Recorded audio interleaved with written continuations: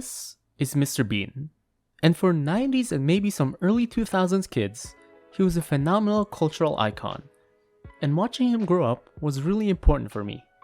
Not just because he made me laugh as a kid, but because as a kid, I really sympathized with him. When others would laugh at his misfortune, I would look at him and relate to him because he's different and he doesn't seem bothered at all that he is. Well, for most of it. But what really struck me was the reason as to why he was weird. And I'm surprised some, or most people, forget that Mr. Bean is an alien. So let's take a look at the lore of Mr. Bean. In the live action show of Mr. Bean, we see in the opening intro that a light beams down on an empty street of London, and there falls Mr. Bean. He gets up, confused of his surroundings, which makes sense that he would, and this should clearly show that he was beamed down from a UFO. But for some reason, most people who watched this never thought about it, and just thought it was a cool opening, but also sparked some debates as to his origin.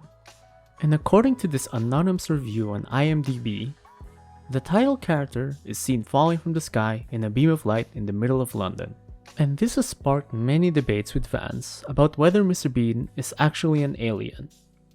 Another explanation proposed that Mr. Bean is indeed human and used to behave normally until he was abducted by aliens and left mentally altered.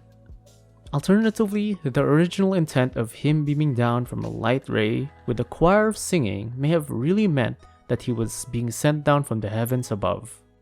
And we finally confirmed that in the last episode of Mr. Bean, the animated series Double Trouble, we see that Mr. Bean is indeed an alien, and that we see the rest of his people and their spaceship. We also see that they all look almost identical, have the same mannerism and stuffed pet companions. Then the whole series finale episode ends with Mr. Bean staying on Earth rather than being with his own people, because he found his own home. So my interpretation of the message of what Mr. Bean stands for is that it doesn't matter if you're different or weird, or that you don't fit into society. What matters is that you live your life the way you want to. Be happy, do things so you can look back and say you live without regrets, and find people along your journey who accept you as who you are, people who stick with you for life. And Rowan Atkinson's Mr. Bean is a great way of showing that.